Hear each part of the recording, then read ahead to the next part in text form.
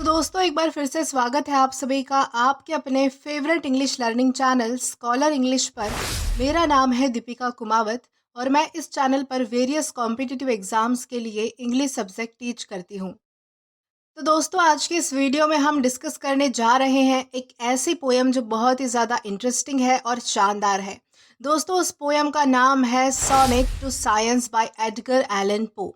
तो चलिए आइए देखते हैं कि हमारी इस पोयम में क्या बताया गया है। लेकिन उससे पहले हम हमारे पोएट के बारे में थोड़ी बहुत इन्फॉर्मेशन जान लेंगे। दोस्तों अगर बात करें हमारे पोएट के बारे में तो एडगर एलन पो इनका जन्म जो है वो 19 जनवरी 1809 बॉस्टन यूएस में हुआ था। वो एक writer, poet, editor and literary critic थे जो कि अपनी पोएट्री एंड शॉर्ट स्टोरीज के लिए जाने जाते थे। वो अमेरिकन लिटरेचर में रोमांटिसिज्म एंड गॉथिक लिटरेचर के one of the central figures माने जाते थे। दोस्तों उनकी कुछ फेमस राइटिंग्स है जैसे कि the murders in the Rue Morgue, the raven, Annabel Lee, the bells, the city in the sea, the dream within a dream, etcetera. दोस्तों लास्टली उनकी डेथ जो है वो 7 अक्टूबर 1849 बाल्टीमोर मैरीलैंड यूएस में हुई थी। तो ये तो हमने जाना हमारे पोएट के बारे में। अब हम आगे बढ़ेंगे और जानेंगे कि हमारी पोएम हमसे क्या कहना चाहती है। दोस्तों अगर बात की जाए इस पोयम के बारे में तो ये पोयम बेसिकली 1829 में पब्लिश हुई थी अलाराफ, टैमरलेन एंड माइनर पोएम्स इस कलेक्शन में। दोस्तों इस पोयम में हमारे पोएट जो है वो साइंस को डायरेक्टली एड्रेस करते हैं और उनका कहना है कि साइंस की वजह से हर चीज़ में लॉजिक आ चुका है। साइंस ने हमारी ट्रेडिशनल सोच को बदल दिया है और इसी वजह से हम चीज़ों की ब्यूटी को भी खो रहे हैं। और उनका मानना है कि इन सब का असर सबसे ज़्यादा पोएट्स पर पड़ा है क्योंकि पोएट्स जो है वो साइंस का शिकार बन चुके हैं। क्योंकि साइंस हर चीज़ की सच्चाई को सामने लाकर रख देता है जबकि पोएट्स का काम होता है इमेजिनेशन में रहकर चीज़ों की ब्यूटी को खोजना।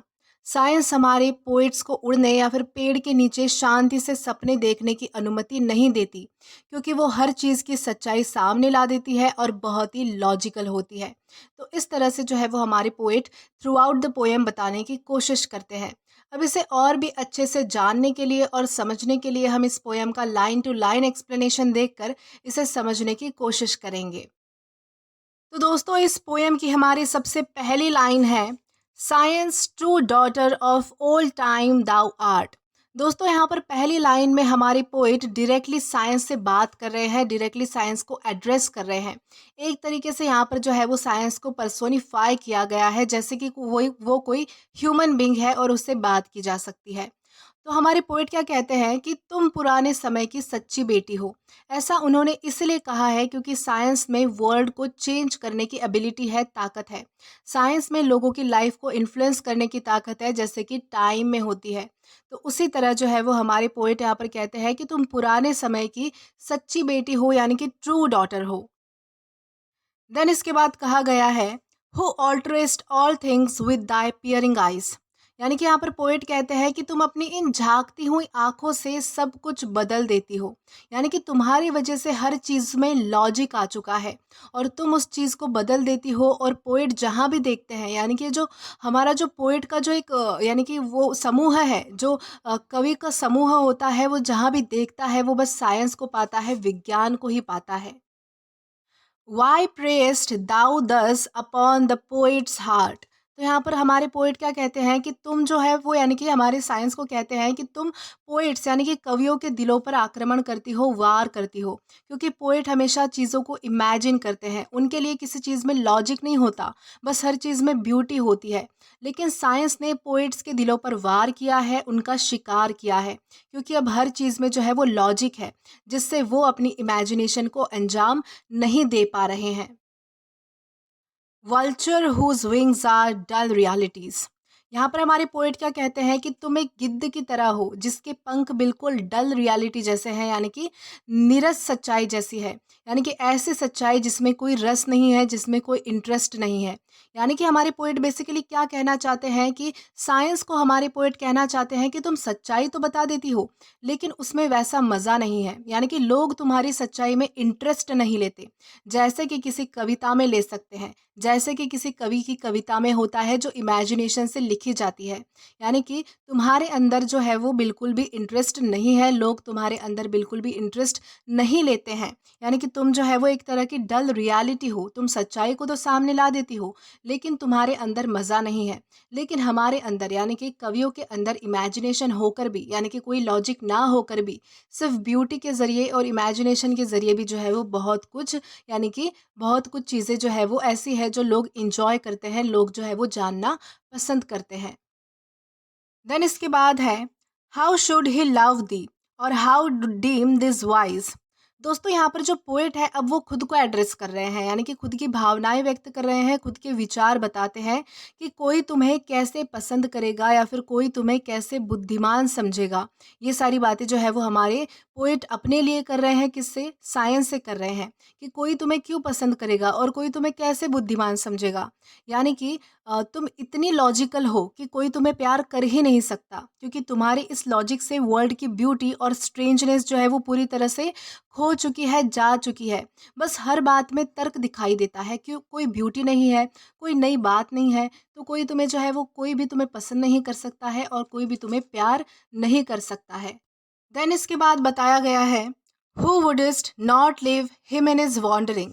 दोस्तों यहाँ पर हमारे पोएट कहना चाहते हैं कि जो चीज़ें हमारे पोएट को, यानी कि जो चीज़ें हमारे पोएट को अकेला नहीं छोड़ रही, उन्हें इमेजिन नहीं करने दे रही, अपने इमेजिनेशन के रास्ते पर नहीं भटकने दे रही, उन्हें इमेजिनेशन का रास्ता चुनने नहीं दे रही, वैसी चीज़ों को हमारे पोएट कैसे प्यार कर सकते हैं?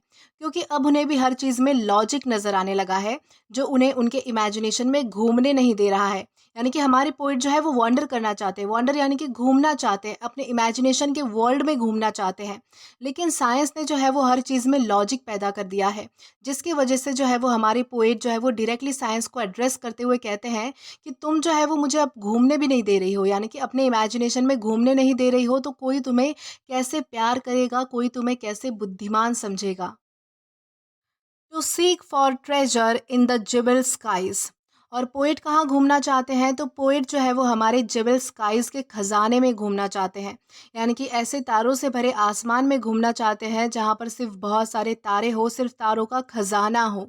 साइंस से दूर अपनी इमेजिनेशन में वो जाना चाहते हैं, लेकिन ऐसा नहीं हो पा रहा है। क्यों? क्योंकि साइंस हमारे पोएट को अकेला छोड़ ही नहीं रही है, जिस वजह से ये सारे थॉट्स उनसे दूर जा रहे हैं, यानी कि ये जो इमेजिनेशन वाले थॉट्स हैं उनके, वो सारे उनसे दूर जाते जा रहे हैं, क्योंकि साइंस हमारे पोएट के इमेजिनेशन को गलत साबित करने पर तुली हुई है और हर चीज़ में वो लॉजिक डाल रही है।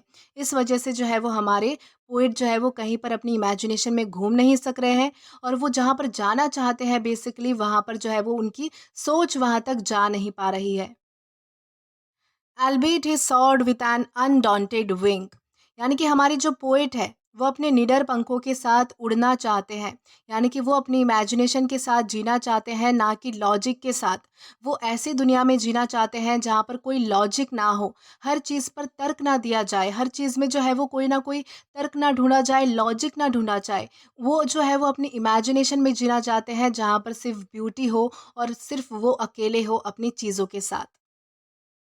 तो देन इसके बाद हमारे अगले स्टैंजा की लाइन है has thou not dragged Diana from her car.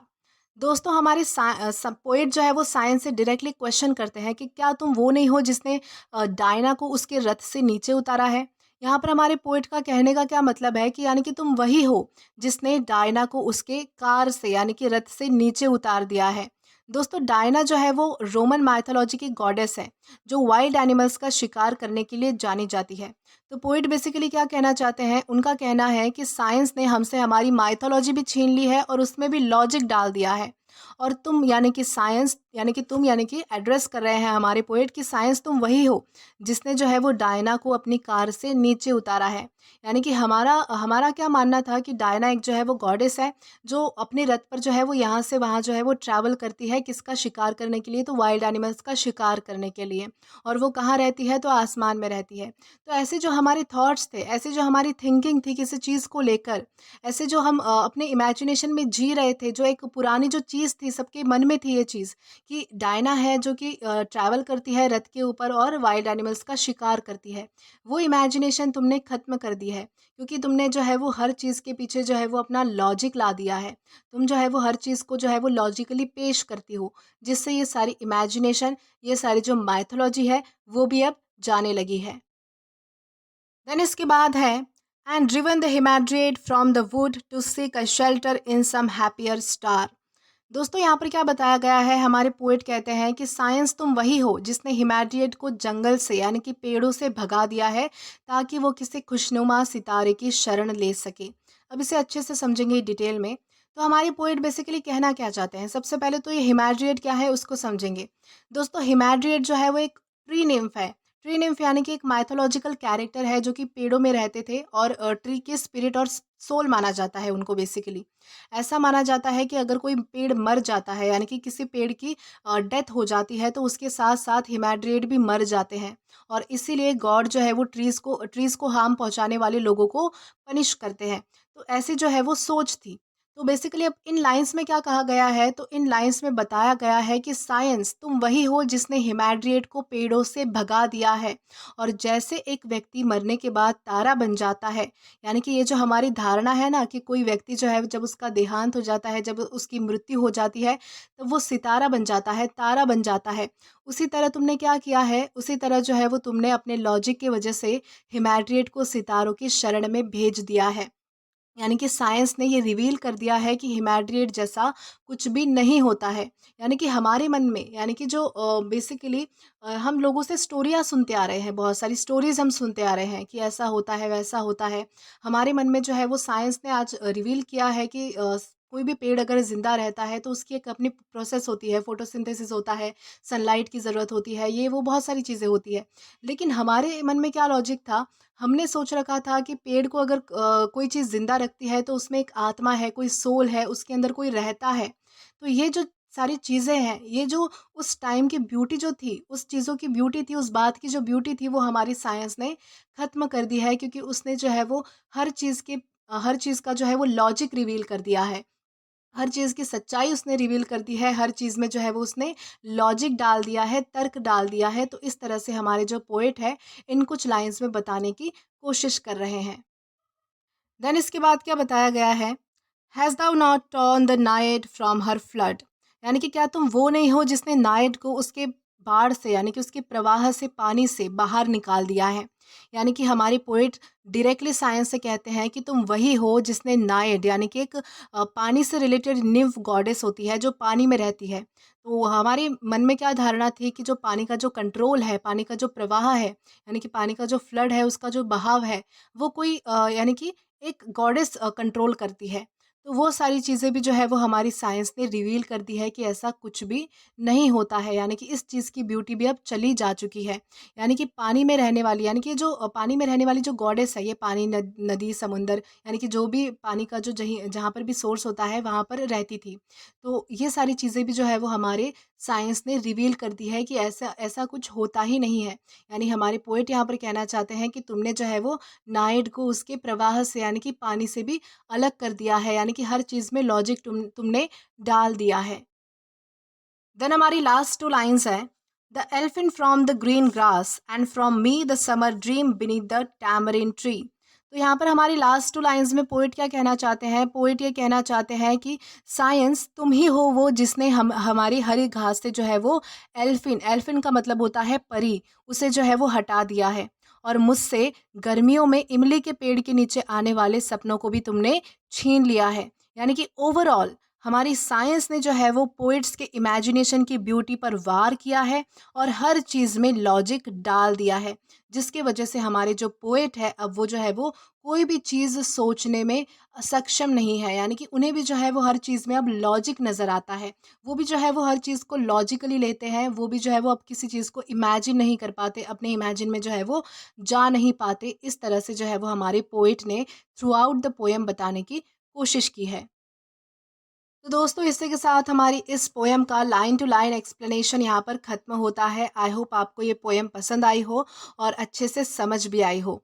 दोस्तों, अगर आपने अभी तक हमारा टेलीग्राम चैनल जॉइन नहीं किया है तो टेलीग्राम पर English with Deepika Kumawat search करके या फिर डिस्क्रिप्शन में दिए गए लिंक के थ्रू डायरेक्ट आप हमारा टेलीग्राम चैनल जॉइन कर सकते हैं, ताकि आप कभी भी नए आने वाले वीडियो से रिलेटेड कोई भी अपडेट मिस ना करें।